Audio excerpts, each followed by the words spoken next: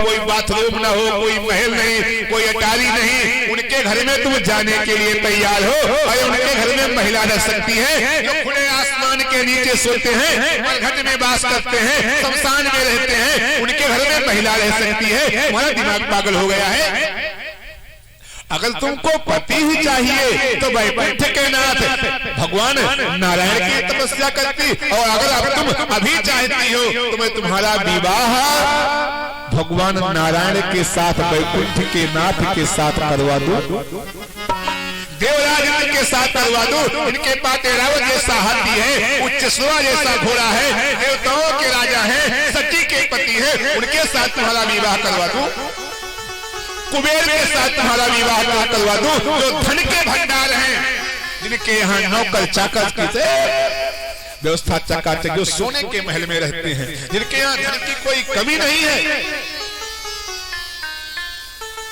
ऋषियों ने सारे राजाओं महाराजाओं को, देवताओं के बारे में पार्वती मैया को बता डाला, उनसे विवाह कर लो, उनसे विवाह कर लो, उनसे विवाह कर लो। पार्वती मैया ने अंत में केवल एक बात कहा, क्या जन्म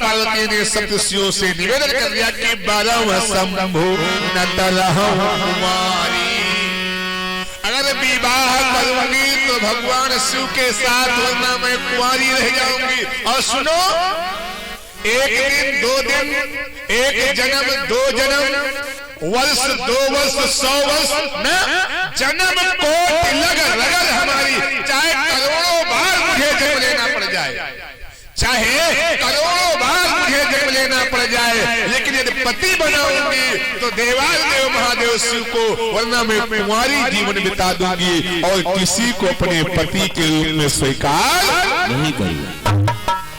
ये हमारे भारत देश की माताओं का श्रद्धा, विश्वास और प्रण।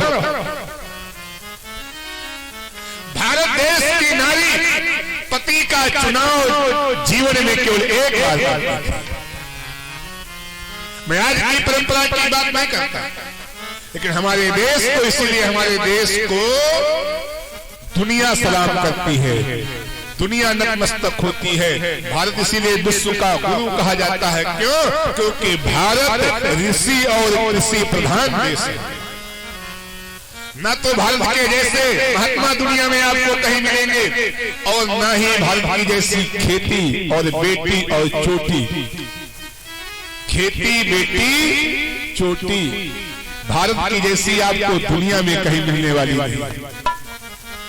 ऐसी ऐसी हमारे यहाँ गलगला, गार्गी, अपोला जैसी महान शक्तियां, महान विभूतियां, नारियां धराधाम पर प्रकट हुई हैं, जिनको पूरा विश्व, भारत ही नहीं पूरा विश्व आत्मनतमस्तक होता है। तब पार्वती जी ने कहा कि जन्म कोटि लगल हमारी, 12 शंभु न तरहु, चाहे करोड़ों बार मुझे जन्म लेना पड़ जाए, लेकिन विवाह होगा तो भगवान शिव के साथ, अन्यथा मैं किसी से विवाह नहीं करूंगा। अरे भैया, सप्तर्षि घबरा करके माता पार्वती के चरणों में लौट गए। त्राहिमाम त्राहिमाम त्राहिमाम अम्बे, ए मैया क्षमा करना, हम कैसे तेरे गुण गावे, जय मां जय मां जय मां जय मां, हम कैसे तेरे गुण गावे, जय मां जय मां जय मां जय मां, हम कैसे तेरे गुण गावे, जय मां जय मां जय मां जय मां, हम कैसे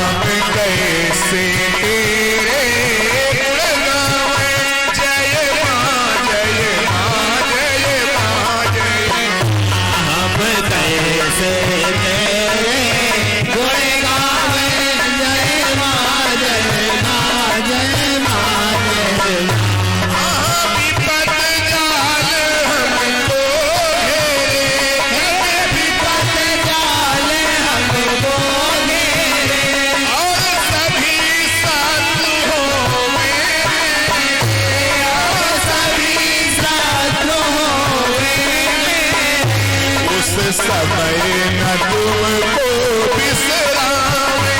जय माँ जय माँ जय माँ जय माँ। उस समय न तुमको बिसरावे। जय माँ जय माँ जय माँ जय माँ। हम कैसे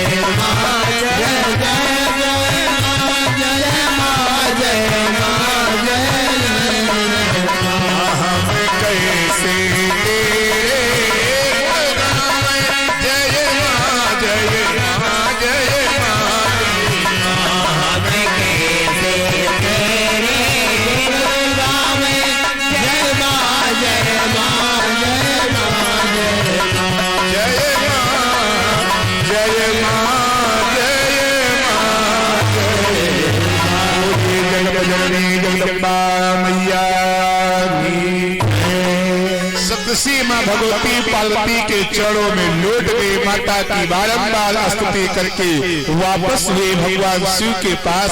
भगवान शिव से बोले महाराज कहाँ भेज रही है? अरे हम लोग सब के सब विफल हो गए। इतनी कठोर साधना, इतनी लगन से तपस्या, हे महादेव मैंने आज तक किसी स्त्री जाति को नहीं देखा।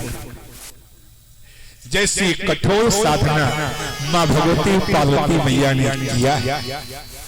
हे नाथ, पार्वती ने तो मन में प्रतिज्ञा कर लिया है, जन्म कोट लगर लगर हमारी बड़ो सम्मत रहूं कुमारी।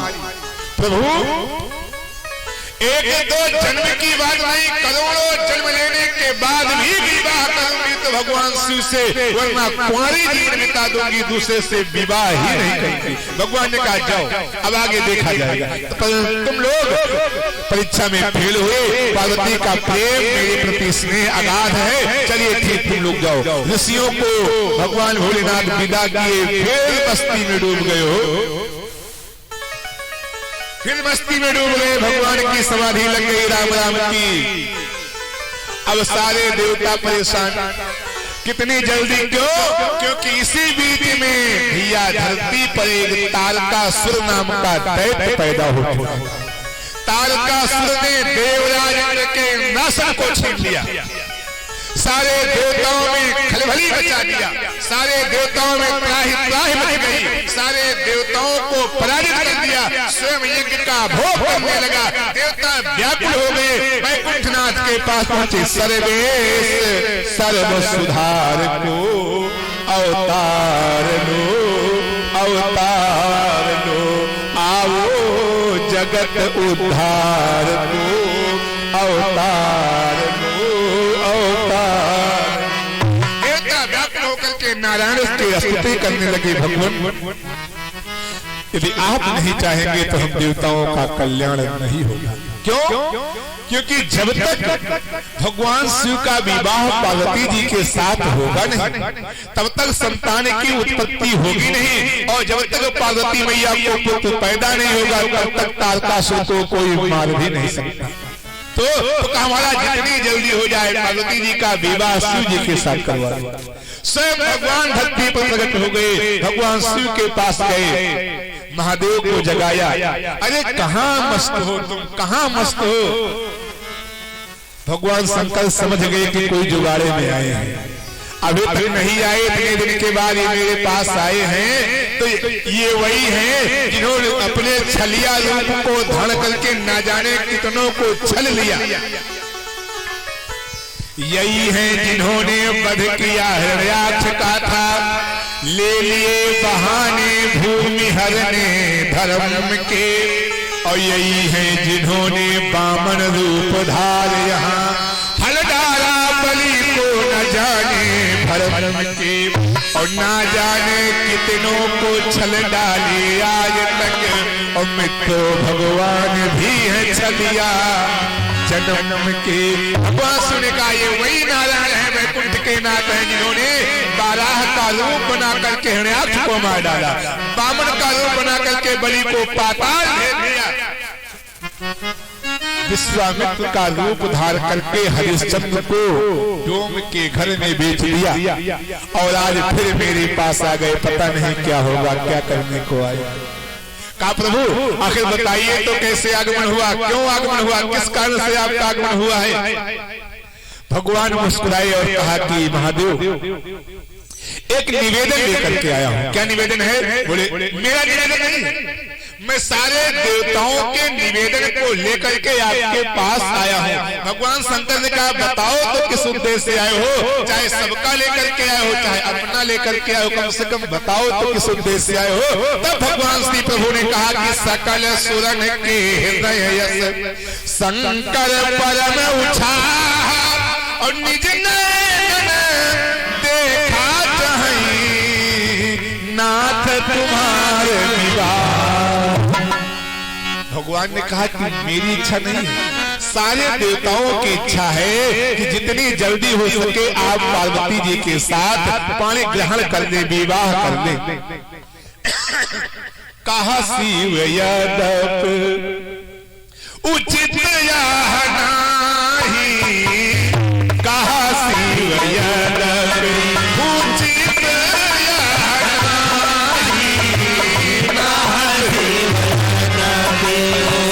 चितया नाही,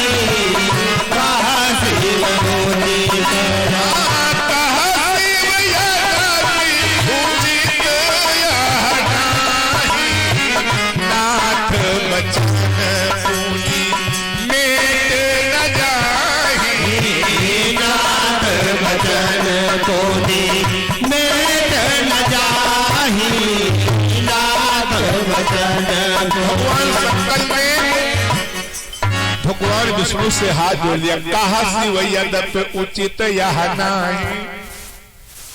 ये जो आप बात रख रहे हैं विवाह का प्रस्ताव, ये उचित नहीं है कि मैं फिर विवाह करूं, लेकिन नाथ बचन पुण्य मेट न जाही। आपको मैं अपना नाथ माने स्वामी मानता हूं, पिता मानता हूं, अपना मालिक मानता हूं, इसलिए आपकी बात को काट भी नहीं सकता। क्यों? क्योंकि मात पिता गुरु प्रभु कई बानी, और बिनहि विचार करे शुभ जानी। माता पिता गुरु और भगवान, माता पिता गुरु और भगवान, इनकी बात पर कभी विचार नहीं करना चाहिए। क्यों? क्योंकि माता पिता कभी अपने पुत्र या पुत्री को गलत राह दे ही नहीं सकता, गुरु अपने शिष्य को गलत सीख दे ही नहीं सकता, भगवान अपने भक्त का अनुभव चाहेगा ही नहीं।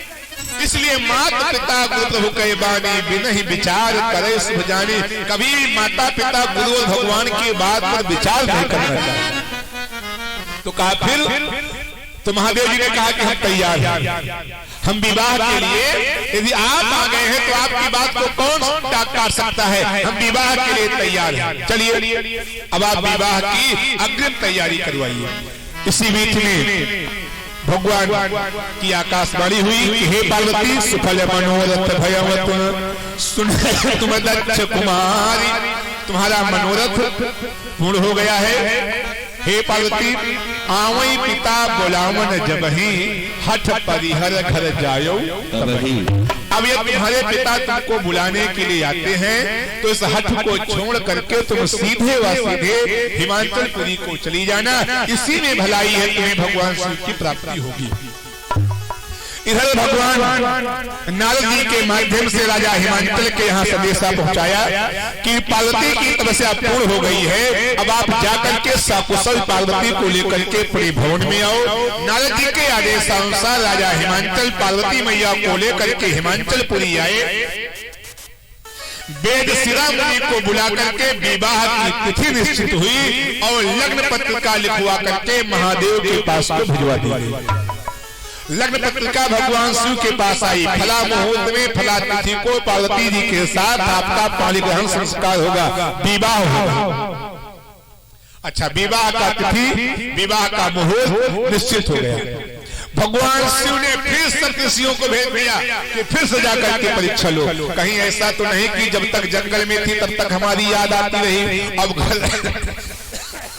घर चली गई है, महल में पहुंच गई है, तो इस वनवासी को, मसानी को भूल गई हूँ।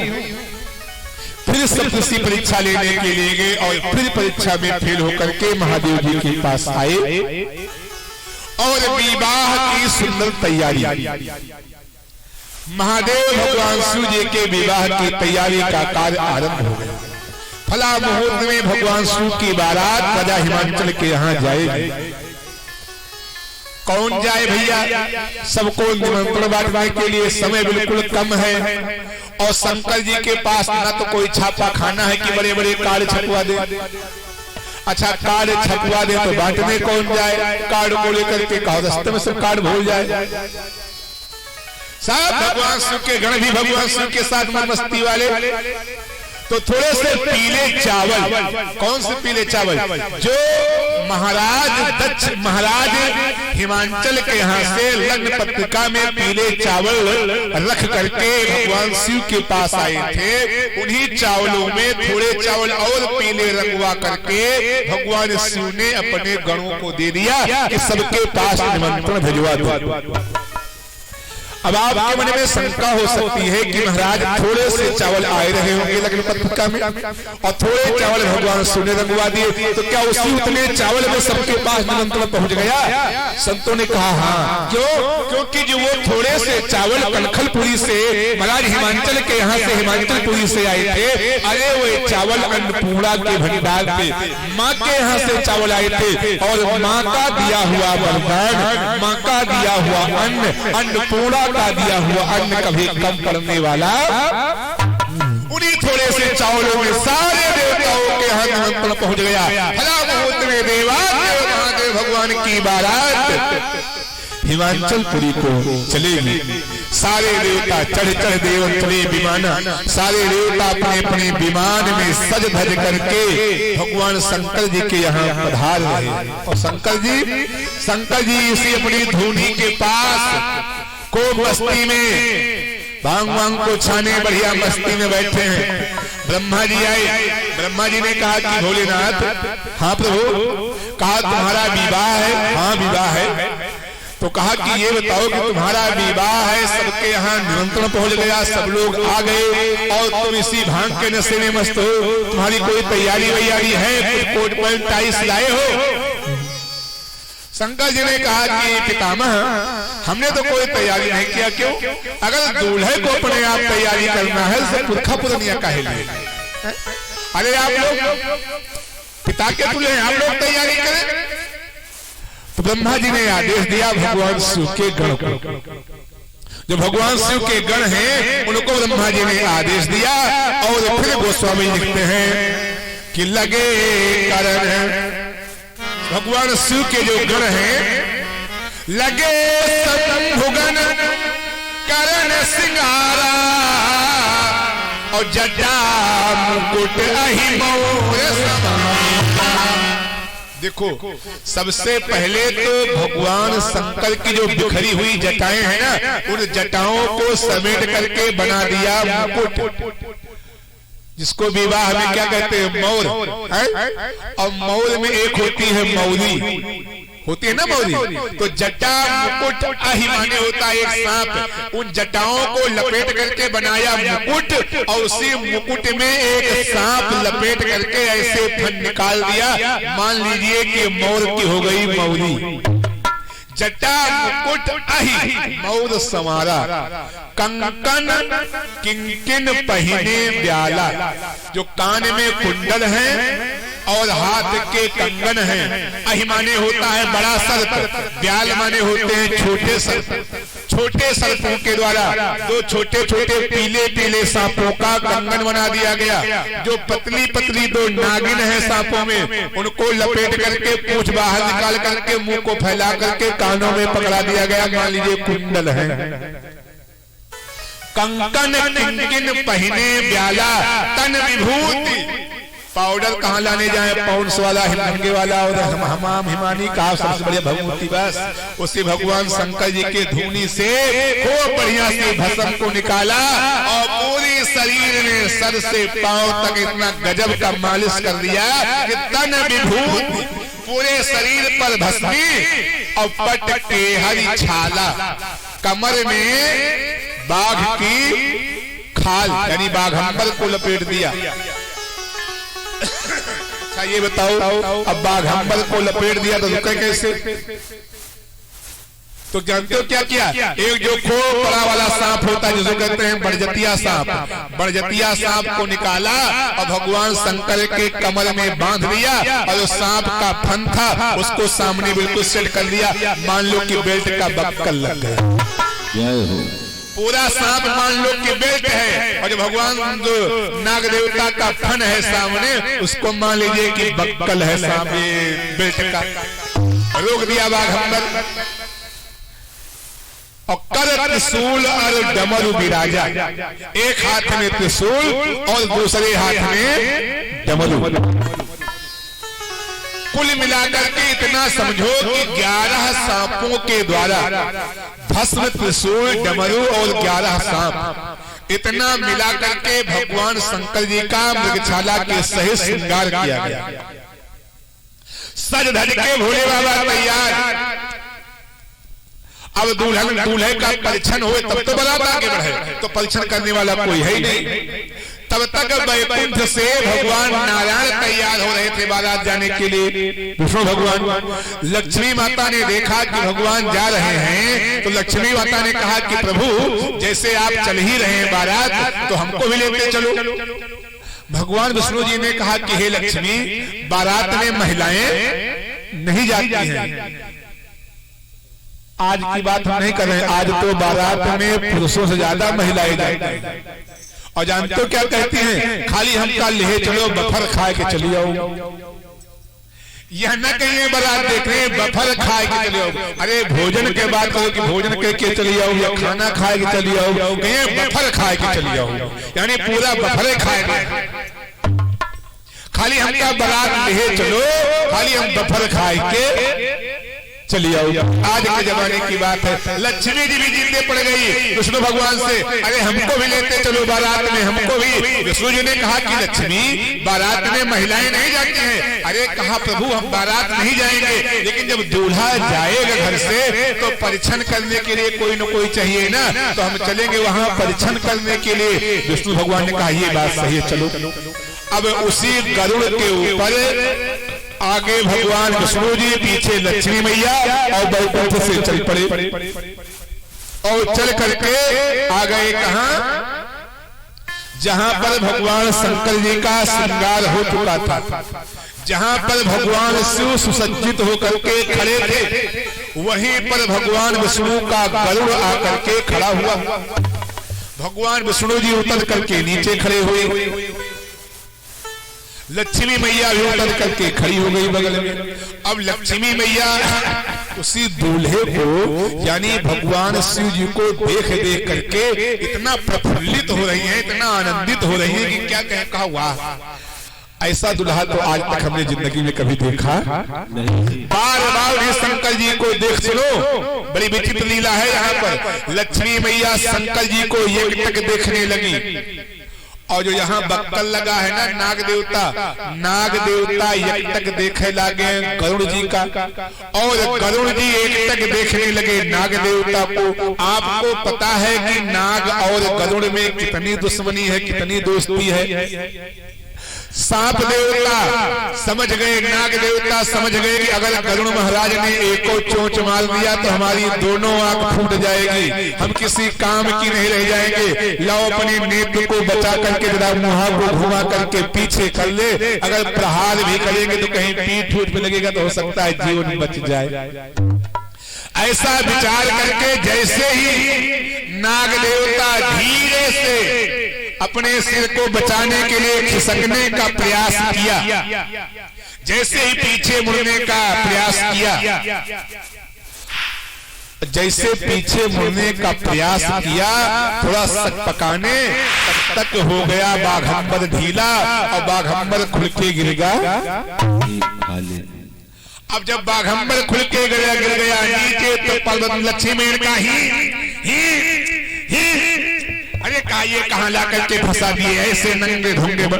अब शंकर जी वैसे नंगे खड़े। विष्णु भगवान ने कहा करो परीक्षण, करो परीक्षण, बहुत परीक्षण करने की तैयारी थी, करो परीक्षण। लक्ष्मी मैया जैसे तैसे मुंह को सिकोड़े और भाग के लग खड़ी हुई। सब रिकॉर्डिंग तुम लोग हो रहा हिसाब बाद में करेंगे, हम लोग नहीं। बोलिए हनुमान जी महाराज की। लक्ष्मी मैया मुंह को सिकोड़ करके जैसे तैसे बगल में खड़ी हो गई पीछे। फिर से कौन शंकर जी को बाघंबर पहनावे, कौन फिर से सजावे, जैसे तैसे फिर भगवान शिव का ब्रह्मा जी का आदेश हुआ, शिव जी के गण आए, भगवान शिव के कमर में बाघंबर को पहनाया और फिर सुसज्जित किया। लक्ष्मी मैया जैसे तैसे कोने में गई और बारात यहाँ से चलने को तैयार हुई। सारे देवता अपने अपने विमान में सज धज करके बैठ गए। ब्रह्मा जी ने कहा कि भाई शंकर जी किस वाहन से चलेंगे? तो शंकर जी ने कहा कि प्रभु हमारे पास कोई और वाहन नहीं है, कोई रिजर्व गाड़ी नहीं है, हमारे पास एक नांदिया बैल है, इसी पे हम बैठ करके चलेंगे, इसी बैठ करके, हाँ इसी बैठ करके चलेंगे हम। तो कहा चलो बैठो तो चला जाए। तब भगवान शंकर जानते हो क्या किए, उछले और उछल करके उसी नांदिया पर बैठ गए। और बैठे हो जानते हो कैसे बैठे, आदमी हंडिल की तरफ को मुंह करता है और शंकर जी सिलेंसर कहती का मुंह कर ले, मतलब पूछी की तरफ मुंह और सिंगिन के कहती पीठ। विष्णु भगवान ने कहा कि भोलेनाथ ये क्या कर रहे हो? अरे बैल का मुंह पूरब को है और तुम पश्चिम को मुंह करके बैठे हो, बैल इधर को जाएगा तुम उधर को देख रहे हो, ये कोई मतलब है? बिना ड्राइवर के देखे गाड़ी अपने आप चल जाएगी। भगवान शंकर ने कहा कि सुनो, हमारी बारात में ना कोई अगुआ है और ना हमारी बारात में कोई कुछ हुआ है। तो हमने अपने नांदिया से कहा कि हे नांदिया बाबा, अब तुम देखो आगे और हम देखी।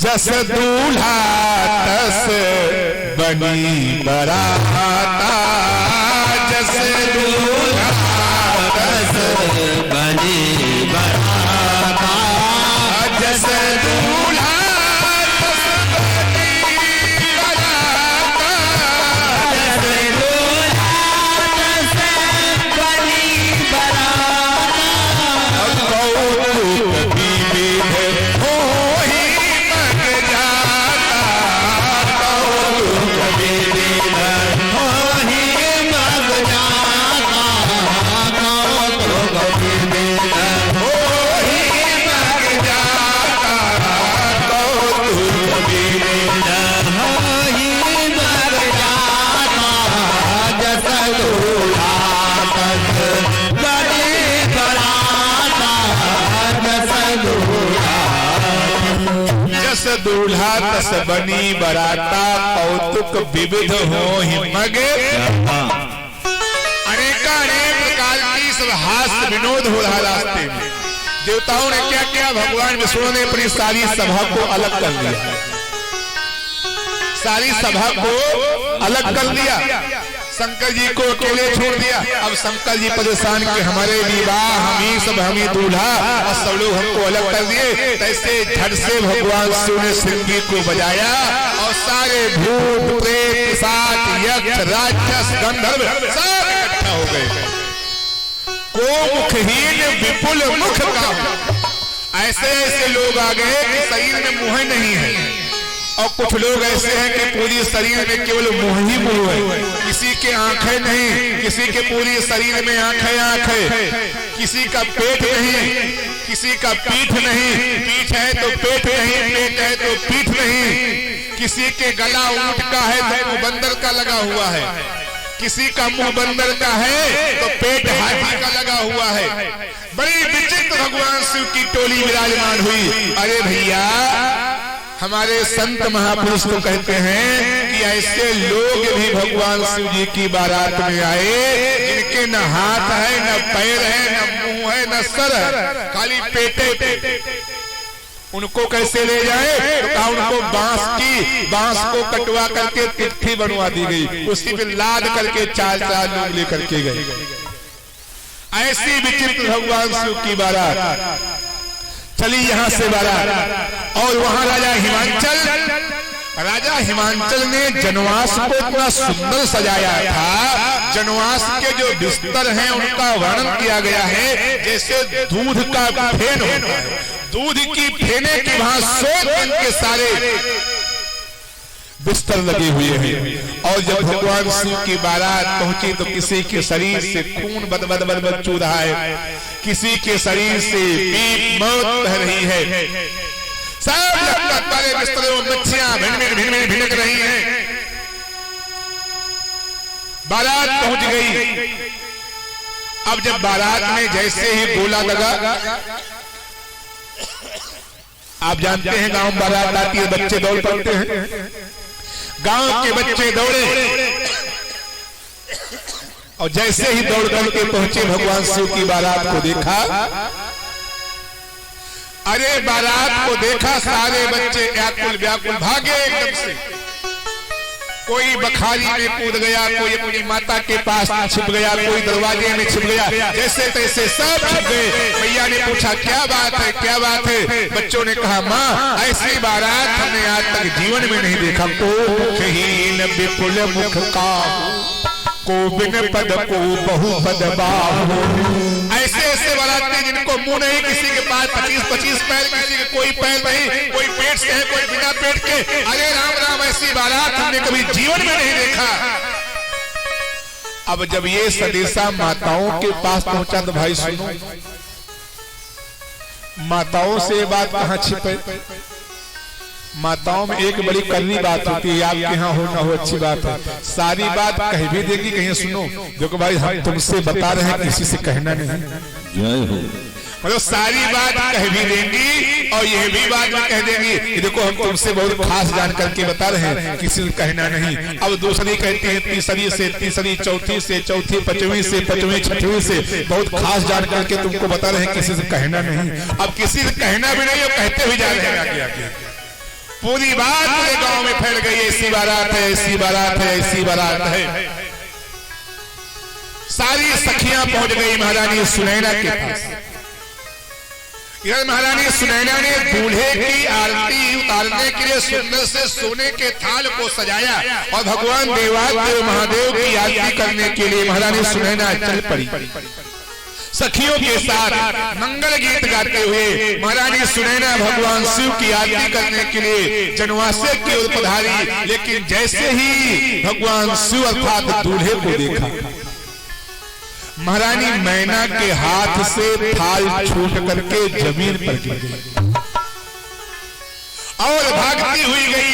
पार्वती जी को उठा करके अपनी गोदी में बिठा लिया। नारद कर हम काहा बिगारा, बसत भवन जी में मोरे उजारा। नारद कर काहा बिगारा, बसत भवन जी में मोरे उजारा।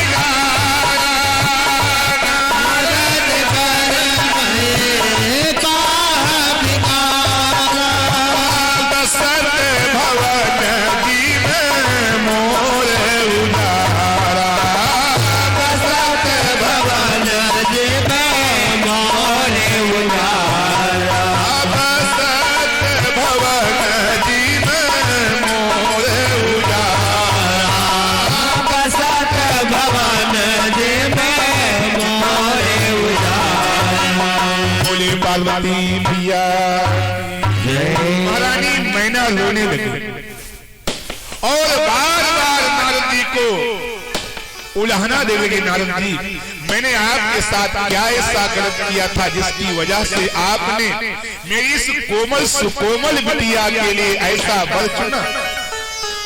इस बौरहे वर के साथ अपने पार्वती का विवाह करेंगे।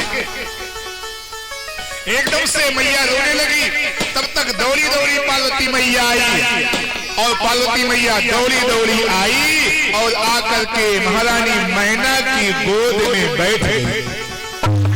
और जैसे ही महारानी मैना की गोद में बैठी, मैया पार्वती ने पूछा, मैया इतना द्रवित क्यों हो, इतना दुखी क्यों हो, आखिर बात क्या है, आपके नेत्रों से आंसू क्यों बह रहे हैं? उस समय महारानी मैना ने बताया, किया अरे फूट गई किस्मत तुम्हारे हो सके गिरजा भवानी, फूट गई किस्मत तुम्हारे हो सके गिरजा भवानी, फूट गई किस्मत तुम्हारे हो सके